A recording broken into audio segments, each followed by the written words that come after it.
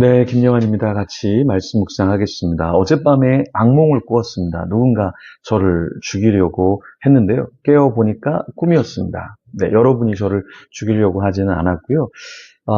이런 악몽을 꾸지만 딱 깬 뒤에 이런 생각이 들죠. 내가 새로운 제2의 인생을 사는구나. 조금 더 잘 살아야겠다. 주님 보시기에 합당한 삶을 살아야겠다. 뭐 이런 생각을 하게 되잖아요. 중국의 장자는 꿈을 꾼 뒤에 호접지몽이라고 했죠. 자신이 어떤 존재인지 스스로에게 물었다라고 얘기했습니다. 자기가 꿈속에서 나비 꿈을 꿨는데요. 내가 나비인가? 나비가 나인가? 이렇게 스스로 물었다 이야기했습니다. 장자는 자기 자신이 꿈속에 나비가 되었는지 혹 나비가 꿈속에 장자가 되었는지를 모르겠다 이야기했습니다.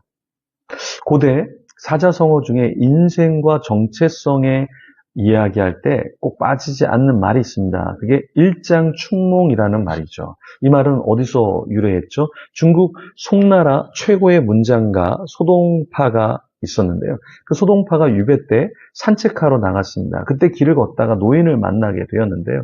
그 노인이 소동파를 보면서 이런 말을 했습니다. 지난날의 부귀영화는 그저 한바탕 꿈이었다. 즉 노인이 인생을 살 만큼 살아보니 깨닫게 된 것이 인생이 일장춘몽 같다라는 것이었죠. 오늘 본문의 전도서에는요. 전도자는 인생에 관해 어떻게 말했죠? 한번 그 내용을 좀 살펴보면서 인생의 허무함에 대해서 같이 한번 좀 고민하면서 우리가 어떤 인생을 살아야 될지 하나님 앞에 더 숙고해 보면 좋겠습니다. 13절과 14절인데요. 가난하여도 지혜로운 젊은이가 늙고 둔하여 경고를 더 받을 줄 모르는 왕보다 나으니 그는 자기의 나라에서 가난하게 태어났을지라도 감옥에서 나와 왕이 되었음이니라. 전도자는 두 부류의 사람 중 누가 더 낫나 우리에게 질문합니다.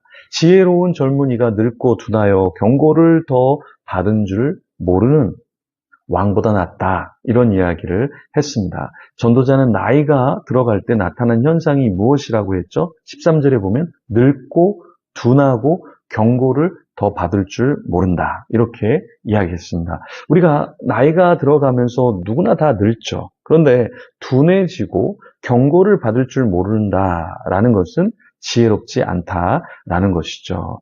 우리 자신을 좀 돌아보면 좋겠습니다. 우리가 여전히 젊을 수 있고요. 또 나이가 들어서 이제 노년에 있는 분도 있습니다. 그런데 우리는 어떠한 삶을 살고 있는가? 나이만 먹고 둔해지고 또 영적으로 둔해지고 게다가 주위에서 사람들이 하는 말, 그 말도 못 알아듣고 또 경고를 누군가 나에게 해주지만 그 경고를 이해하지 못하고 파악하지 못하고 그렇게 인생을 살진 않는지 우리 자신을 좀 돌아보면 좋겠습니다.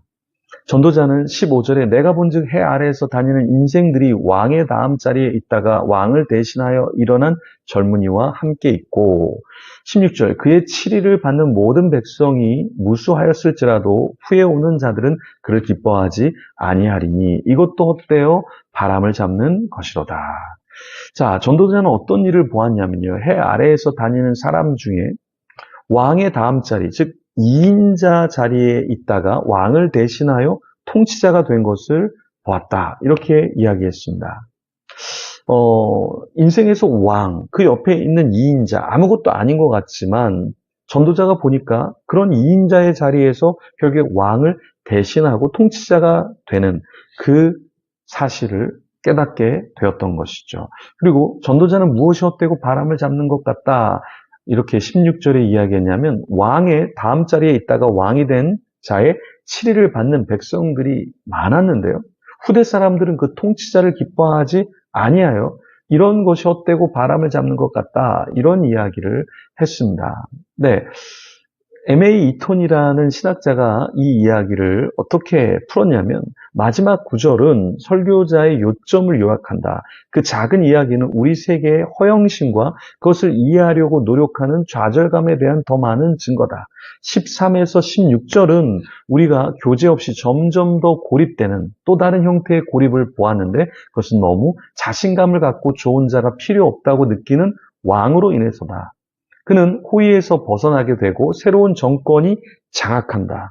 그의 겸손한 기원에도 불구하고 군중은 다시 늙어가고 차례로 자신의 고립으로 버려질 새로운 사람의 편으로 몰려든다. 무슨 이야기입니까? 왕이 될지라도 자신이 어떤 존재인지를 잘 파악하지 못하고 늙어갈 수 있다라는 것이고요. 또 새로운 정권이 와서 장악을 하게 되는 인생. 군중은 다시 또 늙어가고 또 고립되어지는 인생으로 빠지게 되는데요. 사람들은 결국에 왕이 있다가 새로운 왕이 다시 그 자리를 차지할 때 그 사람들은 그런 새로운 왕의 편으로 몰려들게 된다라는 거죠. 이럴 때 우리는 어떤 마음이 들까요? 사람들이 예전에는 나에게 집중했는데 저 사람에게 집중하네, 저 왕에게, 저 지도자에게 집중하네. 그럴 때 우리는 허무함을 느끼게 되죠. 하지만 허무함을 느끼지 않으려면 우리는 어떻게 해야 되냐면 인생이 그런 거야. 나에게 집중될 수 없어. 또 다른 왕이 올 거야. 또 다른 통치자가 올 거야. 더 나은 사람이 올 거야. 그때 나는 그것을 물려주면 돼. 라는 마음. 이 마음이 있어야 한다라는 거예요. 니체가 허무주의에 대해서 이야기했습니다. 니힐리즘, 허무주의에 대해서 이야기했는데요. 니체는 두 가지 허무주의에 대해서 이야기했습니다. 수동적인 허무주의와 능동적인 허무주의에 대해서 이야기를 했는데요. 수동적인 니힐리즘, 수동적인 허무주의는 약자들에게서 찾아볼 수 있다 이렇게 얘기했어요. 무슨 말이냐면 허무한 현실을 직시하고 회피하고 쾌락으로 삶의 공허감을 채우려고 하는 이런 사람들은 수동적인 니힐리즘, 수동적인 허무주의자다. 이런 경우에는 중독과 우울과 상처의 삶을 살게 된다라고 이야기를 했습니다. 자, 그러면 능동적인 니힐리즘이라는 것은 무엇이냐면 어떠한 인생에서 가치와 질서가 파괴해 갈 때 거기에 새로운 가치를 자유로이 창조해낼 수 있는 가능성이 있는 자, 이런 사람은 능동적인 니힐리즘을 가진 자다라는 거예요. 우리도 우리 인생에서 이거는 이렇게 돼야 되는데 사람들이 왜 나를 외면하지? 왜 이 일이 안 되지? 그리고 왜 내가 주인공이 되지 않지? 이럴 때 그 되지 않는 것 때문에 우울과 상처로만 얼룩져 있다면 우리는 수동적인 니힐리즘에 빠진 자가 되는 것이죠. 하지만 어떤 것을 새롭게 창조해서 하나님이 이제는 나에게 이것을 원하시는가 보다. 혹은 하나님이 나에게 누릴 만큼 누려서 이제는 다른 사람이 그것을 누리게 하시나 보다.